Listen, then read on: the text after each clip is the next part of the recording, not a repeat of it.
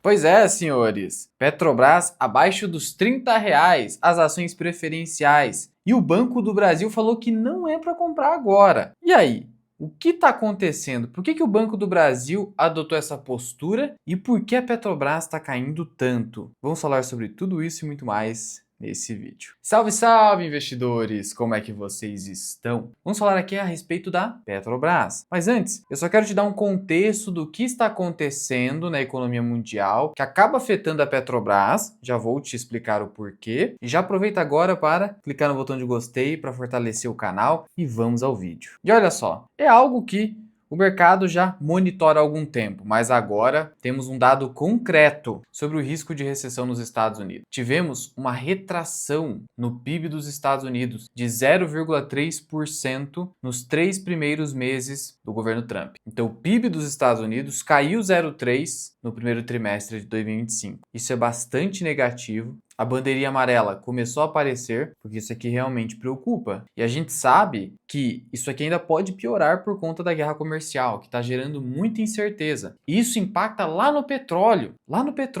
E a Petrobras sofre com isso. Diante desse cenário, as empresas estão postergando a compra de materiais, adiando investimentos e projetando lucros menores. O índice de confiança do empresário norte-americano está baixíssimo, a patamares de 2009, ali durante a crise, ainda estávamos na crise nos Estados Unidos. E aí nessa loucura toda, temos a Petrobras a R$ 29,99 na data de gravação desse vídeo, caindo 1,87 pela recomendação do Banco do Brasil? Não necessariamente, é que o petróleo caiu muito. Em dia de alta do dólar aqui no Brasil, o petróleo Brent caiu 3,48%, fechando a US$ 61 o barril. É um patamar bem baixo. Esse patamar de preços a gente só viu em 2019. Claro que 2020 foi a crise do coronavírus, foi algo excepcional, fora da curva. Vimos esse preço em 2015.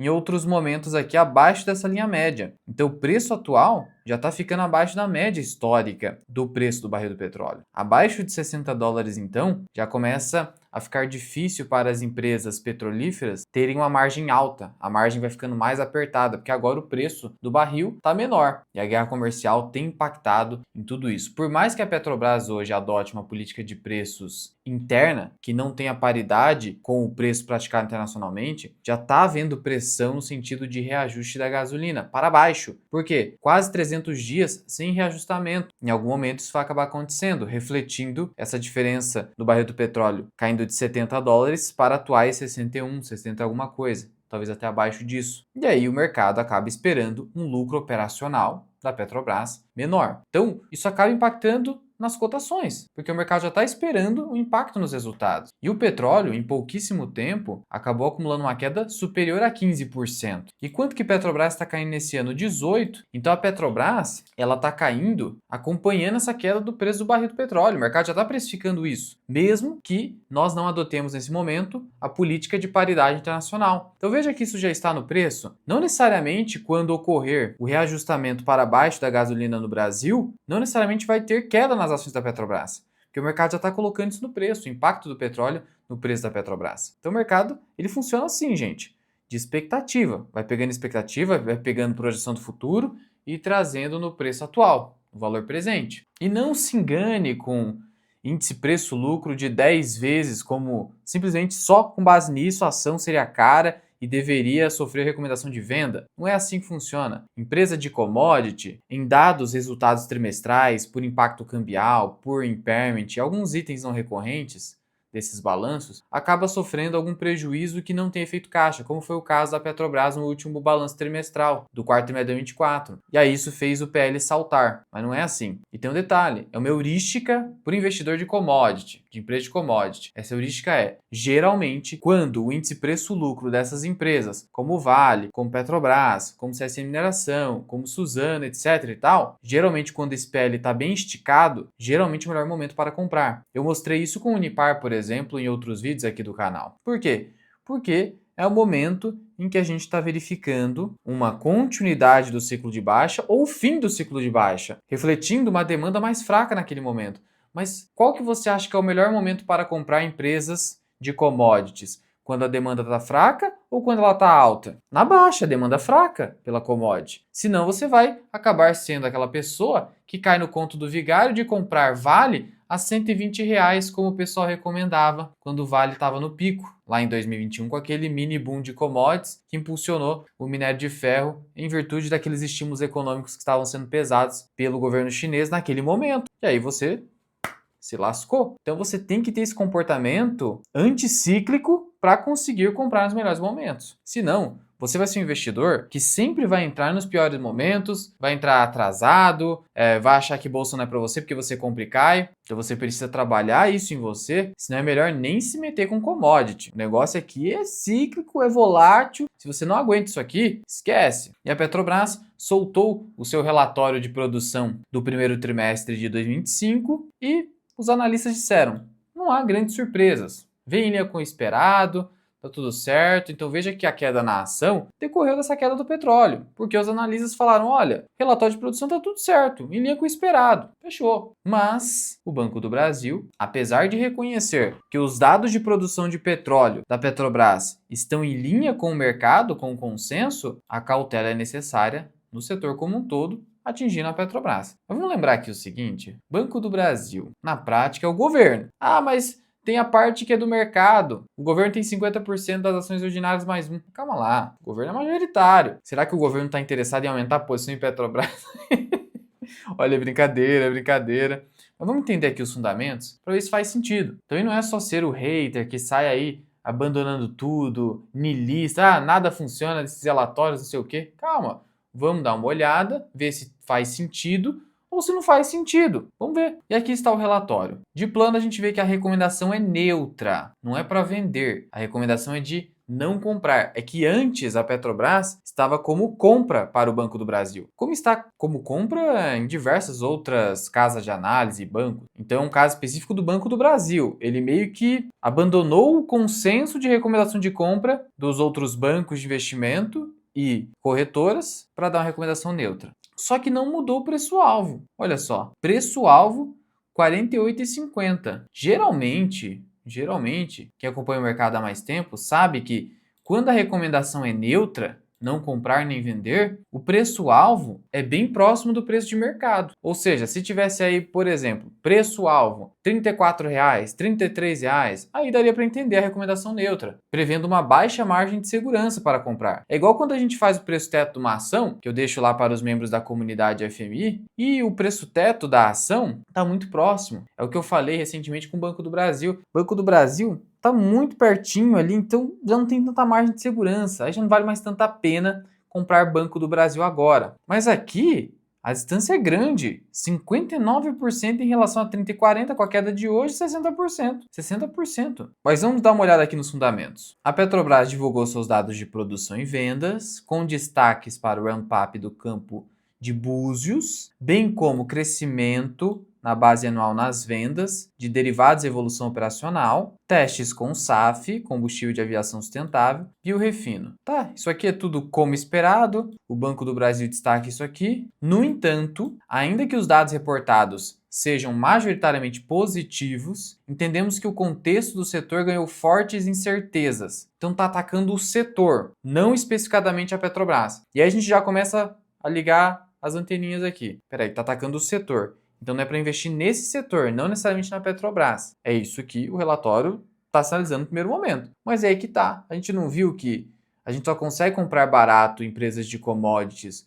quando a demanda enfraquece? Senão a gente sempre vai pagar caro porque o negócio explode? Mas calma lá, vamos terminar de ver isso aqui. Incertezas em relação à demanda por petróleo, o que já vem se refletindo nos preços. Pela primeira vez desde 2021, vimos o Brent negociado abaixo dos $70 o barril, que eu mostrei para vocês ali, acumulando quedas de 15% nesse mês. E Petrobras acompanhou, então a correlação Petrobras e petróleo está relativamente eficiente pelo mercado. Não tem nada de estranho aqui. E isso em meio à recente elevação de estoques nos Estados Unidos e discussões sobre o aumento da produção por membros da OPEP+. Esse é um risco que o mercado vem monitorando já há algum tempo, mas é que tal, a OPEP+, manipula o preço do petróleo. Se o preço cair demais a ponto de inviabilizar diversos negócios de petróleo, eles vão acabar fazendo o quê? Suspendendo produção, a fim de elevar os preços. É assim que o mercado de mercadorias funciona. E aí ele conclui: considerando as possíveis consequências para as cotações das petroleiras com o eventual agravamento desse cenário, alteramos a recomendação de Petrobras para neutra. Então, uma questão setorial, pura visão macro. E aí, ele destaca, em um olhar para ciclos mais longos, longo prazo, investidor de longo prazo, consideramos que a companhia segue com vantagens estratégicas e valuation atrativo. Por isso que ele não mudou o preço. Com um robusto plano de entrada de novas plataformas. E não vamos nos esquecer do quê? Da margem equatorial que uma hora vai se resolver e esse negócio vai aumentar em muito a capacidade produtiva da Petrobras. Já trouxe para vocês em outros momentos. E ao destaque, pagando 45% do fluxo de caixa livre. Por que isso está no relatório? Porque isso faz parte da política de dividendos da Petrobras. O que diz essa política? Diz o seguinte, primeiro, que a companhia, a Petrobras, vai pagar uma remuneração mínima aos acionistas de 4 bilhões de dólares para os anos ou exercícios em que o preço médio do petróleo for superior a 40 dólares o barril. 40 dólares. É cenário de Covid, ou seja, só em colapsos, só em crises pesadas que o negócio cai abaixo de 40 dólares. Mesmo assim, a gente garante 4 bilhões de dólares. Isso daria, nas cotações atuais, 6% de dividend yield, o básico do Basel. Já é uma proteção. Vamos pensar o seguinte... Lá na Petrobras você tem os conselheiros fiscais, de administração, os diretores. Esse pessoal recebe a remuneração independentemente da empresa ter lucro. É a remuneração. É como você, empresário, por exemplo, que paga o salário do seu funcionário e tem que pagar de qualquer jeito. Se você estabelece uma remuneração mínima, tudo bem, com essa condicionante, mas é uma remuneração mínima aos acionistas, isso estimula a atividade de investir na Petrobras. Porque eu estou estabelecendo quase que um dividendo fixo mínimo para o acionista de Petrobras com essa condicionante. Isso, inclusive, te dá uma ideia de um pouco mais de equiparação aos diretores, conselheiros. Isso é positivo. Isso é positivo. Claro que não necessariamente essa política está pensando nos acionistas minoritários. Acontece que a gente está falando da União, que é a majoritária.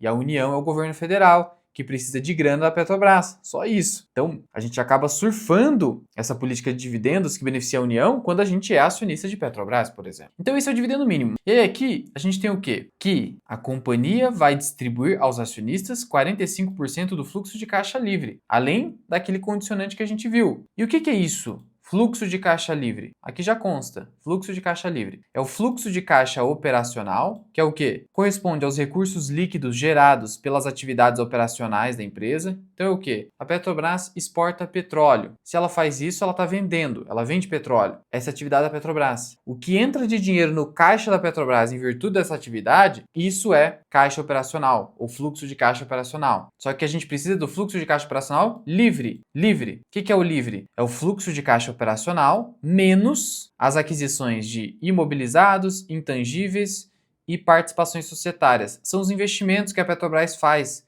o que a gente chama no mercado financeiro de CAPEX. Então é eu pegar o caixa gerado, não é o lucro. O lucro, não necessariamente o dinheiro entrou na companhia. Por quê? Porque o lucro, eu considero o lucro quando eu faturo. Mas e se eu vendi a prazo? Eu não recebi ainda. Então o lucro é o todo faturado. Só para exemplificar aqui para você. Quando o dinheiro entra na empresa, aí isso é geração de caixa, mas tem que ser operacional. Tem que vir da atividade operacional, porque um caixa que veio, sei lá, de uma indenização, não faz parte do caixa operacional. Então, aqui está o limite. Então, é o caixa das operações e eu retiro os investimentos que a empresa faz. Só isso. Então, eu chego no valor livre. Desse livre, eu tiro 45% para ir a título de dividendos, afora os dividendos extraordinários. É por isso que Petrobras se olha para esse yield de 20% e o governo com esse interesse de receber muito dividendo. Mas é claro que não dá para esperar tudo isso aqui com o Brent caindo. Não dá. Mas ainda assim, se cai pela metade esse dividendo, eu tenho falado que pelo menos 1% ao mês de dividend yield com Petrobras nos preços atuais é bastante plausível. Claro, se cair o Brent abaixo de 40, o que aí vai inviabilizar até mesmo o negócio da PetroRio, que precisa de Brent a 45, aí não dá para esperar 12%, se isso acontecesse no ano, mas no mínimo 6% sim, que é o mínimo de 4 bilhões de dólares que a gente viu ali. E aí, o relatório segue dizendo que todos esses elementos, endividamento abaixo de 65 bilhões de dólares, seguem dando suporte para um viés otimista no longo prazo, em especial considerando o custo de extração mais baixo do que pares. Petrobras lucra mesmo com Brent abaixo dos 40. E aqui o relatório é honesto, ele fala que a Petrobras caiu contra a recuperação do Ibovespa, mas no longo prazo, pegando-se os últimos 2 anos, a ação subiu 85%. Então é sempre importante olhar para uma janela de tempo maior. E é sempre importante ter uma visão anticíclica, no sentido, tá, se a bolsa subiu nesse ano, principalmente impulsionada por setores financeiro e elétrico, e commodities caíram, isso começa a mostrar para a gente que pode ser uma oportunidade de assimetria. Ações de commodities indo na direção oposta do mercado no geral. Veja, geralmente quando algo sobe muito num ano ou cai muito no ano, o ano seguinte vai ter uma performance melhor. É o que aconteceu com o dólar, por exemplo. Subiu agressivamente em 2024 e nesse ano está caindo. Será que Petrobras vai ficar em tendência de baixa ou andando de lado nesse ano para no ano que vem subir? A gente não sabe, mas pode acontecer simplesmente olhando para a história. Uma questão estatística, caiu muito, subiu muito, a tendência é dar pelo menos uma respirada. É claro que o que mais importa é o fundamento, que é isso que sustenta a evolução de uma cotação no longo prazo, porque é o fundamento sólido e consistente que puxa a evolução da cotação a longo prazo, é isso que importa. Mas no curto prazo tem que ter essa visão também. E é o curto prazo que oportuniza a gente comprar mais barato. Produção, tivemos aí uma variação de 5,5%, praticamente em linha com o esperado, tudo certo, como eu falei anteriormente. Então veja que o Banco do Brasil só está falando, olha, agora não é o melhor momento. Por que que ele fala isso? Ah, porque eu acho que vai cair mais. Então ele está querendo fazer o quê? Acertar o melhor momento de compra. É o famoso quero acertar o fiofó da mosca. Só que a gente sabe que isso não funciona, gente. Não funciona. Quem acerta o fiofó da mosca, acerta por sorte. Não seja iludido pelo acaso. A gente ignora o papel da casa nas nossas vidas. Na prática, a gente superestima as nossas habilidades. Ao passo que a gente faz o quê? Subestima o papel da casa na nossa vida. Quando, na verdade, o acaso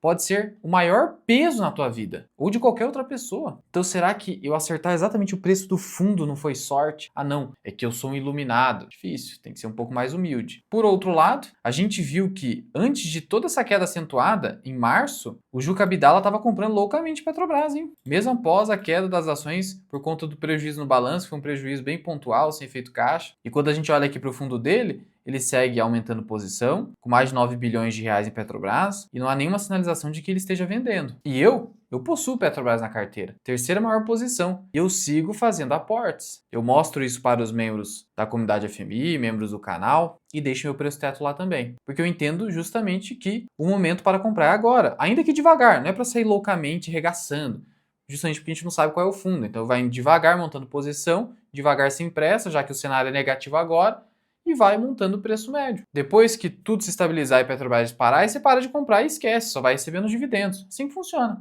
Ainda mais empresa cíclica, assim. A gente não tem que comprar a qualquer preço, senão o pessoal perde dinheiro igual aconteceu com o Vale, igual eu falei. Só um recadinho aqui para você, o prazo da declaração do imposto de renda está se encerrando, só que eu tenho aqui para você uma solução, que é o aplicativo da Grana, em que você, em apenas 5 minutos, faz a declaração do imposto de renda, até menos do que 5 minutos. É um aplicativo indicado pela B3 e com ele você vai resolver o problema da bolsa de valores e imposto de renda na tua vida. Então aproveite, tenha segurança na indicação da B3, é tudo muito rápido, ligeiro, automático. Você vai usar a ferramenta de declaração automática do Grana, vai resolver rapidinho com segurança. Então teste o aplicativo. Para baixar de graça, eu vou deixar o link na descrição e do primeiro comentário fixado. Mas para você ter essa ferramenta da declaração automática e também todas as demais ferramentas do Grana, como por exemplo o cálculo do imposto de renda, que é muito mais amplo que o cálculo do Revar, que é limitado ao mercado à vista de ações, você vai assinar o plano Mais Grana, que é o mais completo de todos. E o melhor, com o cupom MIRAI, que vai te dar 25% de desconto, mas por tempo limitado. Então aproveite agora e corre para não perder o prazo da declaração e resolver aí com segurança esse problema na tua vida. Link na descrição. E agora, vamos aos comentários do último vídeo. Quem sou eu na fila do pão? Mas penso que o foco do investimento tem que ser nas empresas, nos seus fundamentos e não no índice. Empresas como Sanepar, BB Seguridade, Banco do Brasil estão com uma rentabilidade muito boa na minha carteira. Sim, exatamente. Seu raciocínio está correto. Perdi dinheiro no HCTR e no DEVA. Faz parte, César. Fica tranquilo que você não está sozinho nisso. Estava na tabela do Clube do Valor e me ferrei. Faz parte. É complicado ficar seguindo tabelas, relatórios. Não dá pra gente pegar algo pronto e só aplicar diretamente. A gente tem que ver o nosso contexto, tem que ter senso crítico. Tudo bem, você confiou, faz parte. Esquece, parte para outra, é vida que segue. Assim que comecei, caí nessa farsa do HCTR, conseguindo recomendação de outros influencers investidores, entre aspas. Ainda bem que um percentual baixo do que investia. No caso, você teve a sorte, né? Você teve a sorte. O investidor é um eterno aprendiz. Por isso não tem faculdade para ensinar essa jornada, com certeza. E nem daria, sendo sincero, tá? A vida do investidor é muito mais tentativa e erro e prática do que essa coisa acadêmica, teórica, essa nerdice toda. Nada de nerdice. Na Cintalab fala, olha, skin the game, ponto final. Então é assim mesmo, cara. A gente vai aprendendo todos os dias. Quer dizer que em 2019 e 2020 a Bolsa Brasileira estava barata? Não tava. Quem falou? Alocação estruturada, portfólio permanente. Eu venho falando isso aqui para você, um dos pioneiros aqui no YouTube brasileiro. Comprar apenas empresas com lucros consistentes, diversificação, aportes sistemáticos e tempo. Todo o resto é lero-lero. Sim, não. Tem mais coisa por aí. Cuidado com a simplificação exagerado da realidade. O uso de modelos assim inabaláveis, como você está supondo aí com a sua afirmação, também pode causar problemas. Fezes da Silva, ó o Fezes da Silva, ele que comentou no outro vídeo, né, falando que a Bolsa Brasileira está barata. Pedro Álvares isso aqui é coisa do vinheteiro, certeza, cocôzão. Mas é isso aí, gente. Obrigado pela presença aqui de vocês nesse vídeo. E aqui em cima eu vou deixar um vídeo para você de graça, onde você vai aprender a escolher ações com apenas 3 indicadores. Corre lá!